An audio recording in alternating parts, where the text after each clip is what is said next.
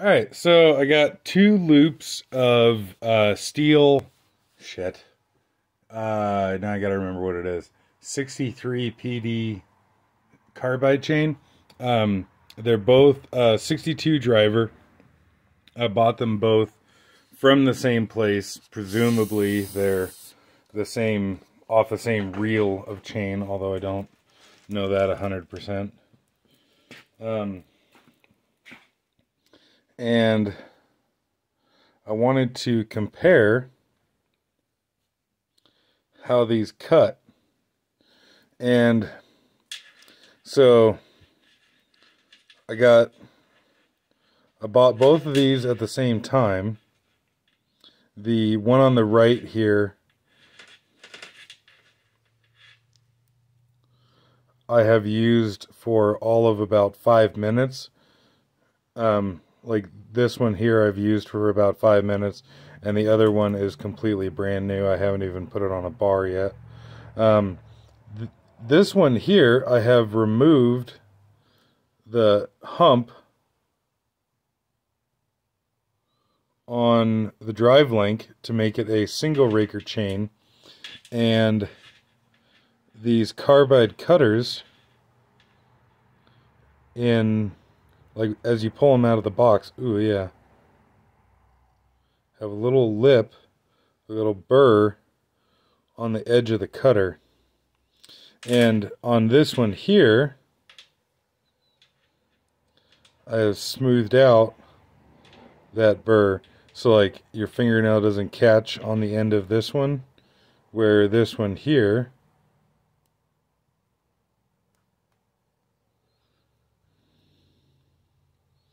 there's a little lip on the end of it.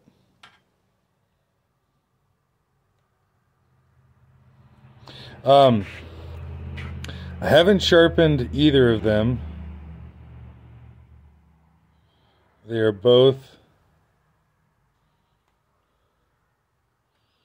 a factory grind, but I wanted to see what the difference was going to be, if there is a difference, on removing the drive link hump and removing this burr on here. And I guess while I'm at it, I should mention that if you go to your Stihl dealer, or like say purchasing chain from Bailey's online or something like that, this chain is like $1.50 a drive link or something. It is rather expensive chain. Really, honestly, even at that price, in my opinion, it's still worth it. But I got this chain here on eBay, and you know, it's factory Stihl chain, came in a factory Stihl box. I bought that chain on eBay for less than 50 cents per drive link. So if you look around and what have you, you can find that chain really honestly for the same price as standard chain.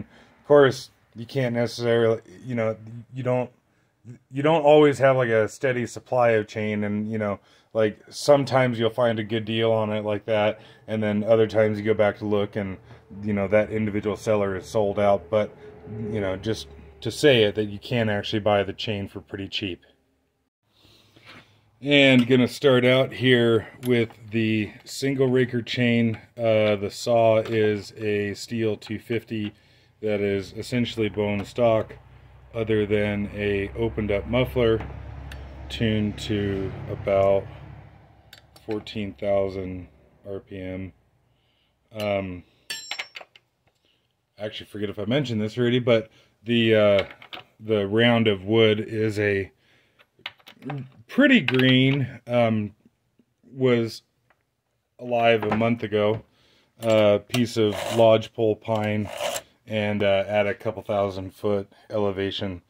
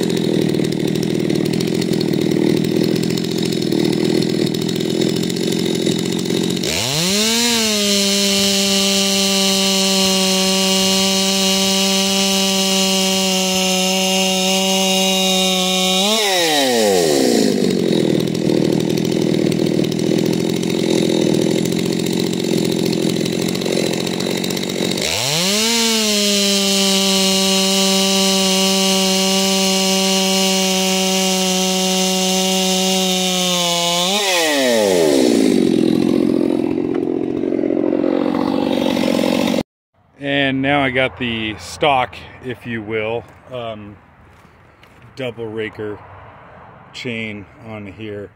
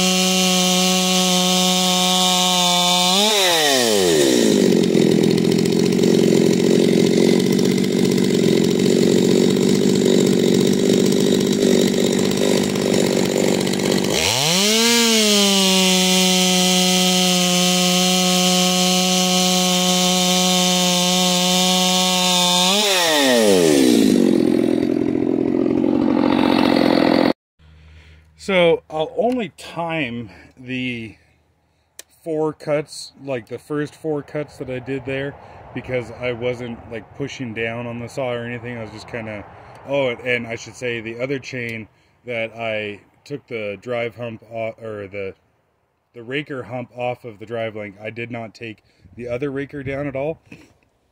So the raker height is still set to whatever it was at the factory. But I just noticed here that, you know, maybe it's just because the rakers are a bit high or whatever, but that if I put a little downforce on it, it actually cuts a lot better.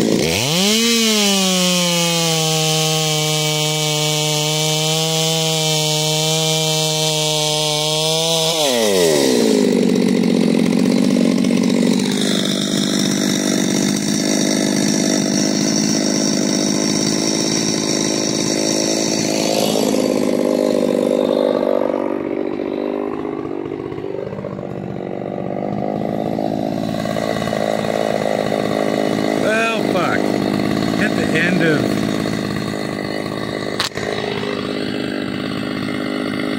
hit the fucking Stihl there. That sucks. But you can see, like, you know, it's not as good as a full chisel. You know,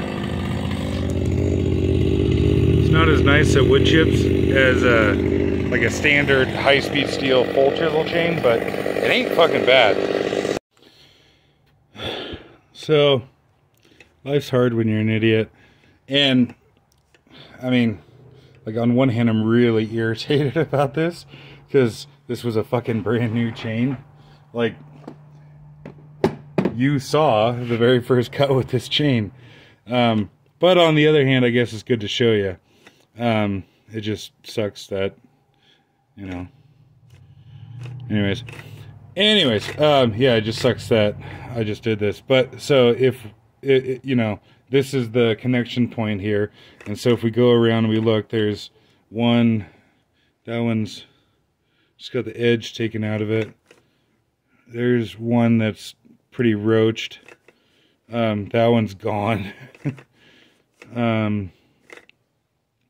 That one's pretty shit-housed. That one's essentially totally gone. That one's pretty shit-housed. That one's gone entirely. That one's gone entirely. And all just from hitting the steel on the wood splitter there. And that's the problem with carbide, you know, because everything in life is a trade-off. You know, the carbide is very hard, and so it wears for a very long time. You know, it will hold its sharpness in a normal situation for a very, very long time because it's so incredibly hard. The downside to carbide is that because it's so hard, when you impact it into something like a piece of steel there, instead of it like just rolling over the edge on here like it would with a high-speed steel chain, it will break and shatter like this one has here. You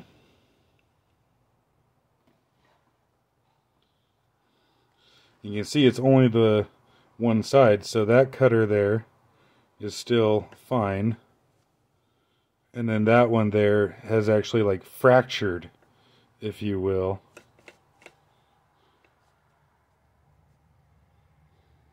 Same thing with that one. Same thing with that one. And in the case of that one, it just completely ripped off the piece of carbide. So, and unfortunately I was just too focused on the cut, and I didn't think about the fact that I was getting close to the steel on the log splitter. So I'll chuck up a new piece of wood in the log splitter there, and I'm curious to see how this chain cuts. And yeah. And so here we have the damaged chain and a new piece of wood.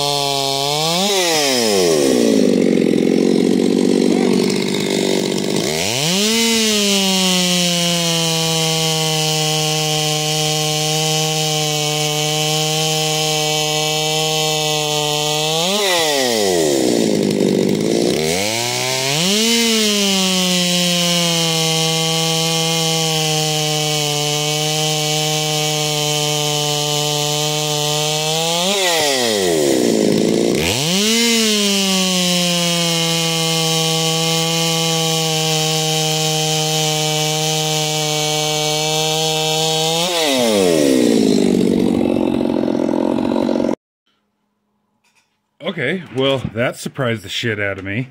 I did not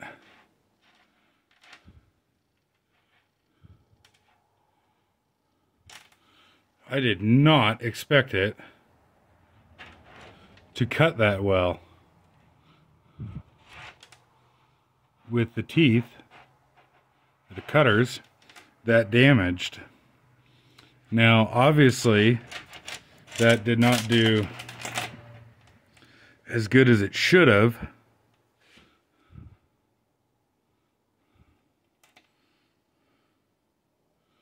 But, you know, I gotta say, I was actually really pissed at myself. But I was really pissed that I hit that fucking log splitter there and just ripped these teeth off. Because, like,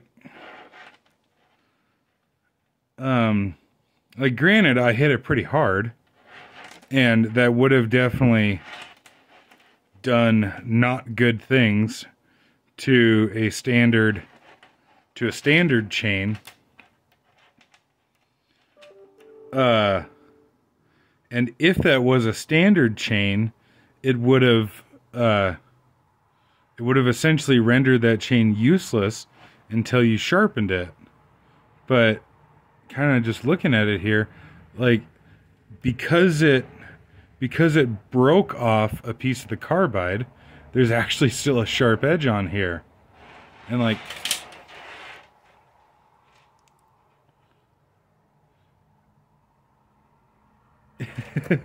that actually still cuts pretty fucking good. Now, that's not... And see, it didn't even touch the some of these, but then like that one there is just flat and missing.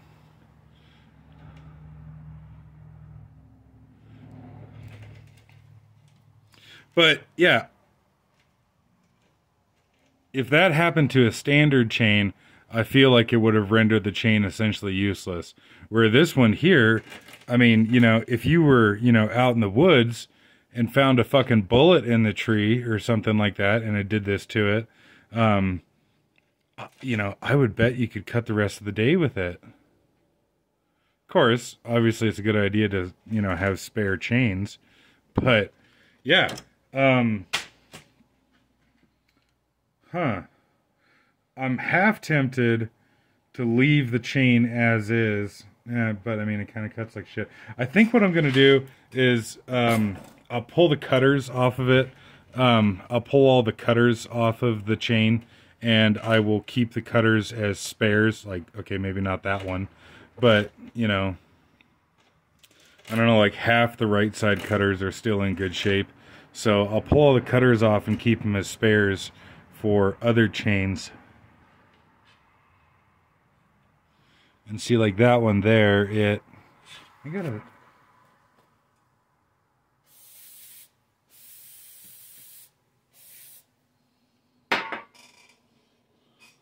put a squirt of brake clean on it.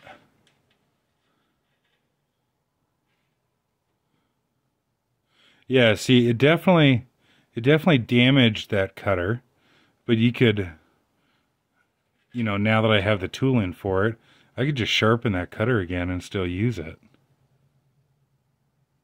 But yeah, surprised the hell out of me.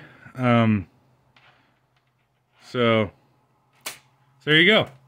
There's a little comparison on some of these carbide chains and a pretty good example of what not to do. But on the other hand, that cut a lot better afterwards than I thought it was going to. So, hey, cool, we're learning things. So the reason that I was taking so much time in between cuts was it just made my life a little easier for timing it, because I just watched a video back and time it with my cell phone. But so this was the first chain that I had like converted to a single raker. This was the quote-unquote stock chain with the double raker and that little burr on the end of the cutter. And then this here was the stock chain after it had been damaged on the piece of steel on the log splitter there, and this was the first 3 cuts here. So these 3 here I didn't dog into the wood, and then that one there I did. Now granted, it was a different piece of wood, so you know, was that piece of wood just a little harder? Was it a little larger diameter? Was, you know, this was it closer to the, you know, stump of the tree or closer to the root ball? There's obviously a lot of different variables there, but the slowest time that I got was not quite 15 seconds for having, you know, half the teeth missing on one side of the chain. I think that is phenomenal. And like, I didn't show it in the video, but the chain still cut like perfectly straight. And of course, that's on a short bar. You know, it's only a 62 driver bar. And I would imagine that if you got into longer bars, that you would have a problem of, you know, the cut would try to walk off to the side. How would that work? The cut would walk off to the side that had the less damaged teeth. But either way, I think it's very interesting that the chain did so well after being damaged. I would have assumed that the single raker chain would have done better than the stock double raker chain, and who knows, you know, maybe when I was taking the burr off the side of the cutter on the single raker one, potentially I, you know, damaged the cutting edge on the cutter. I don't know. Not sure what, you know, I would have assumed that this one would have been faster, but there you go. And yeah, I'm still very surprised how well the damaged chain cut. I don't have very much time on any of my carbide chains, and I'm really curious to see how they hold up over time. Like, you know, how does a single loop of carbide chain wear over time compared to a standard conventional chain? You know, do you get twice, 3 times, 5 times the life out of the chain?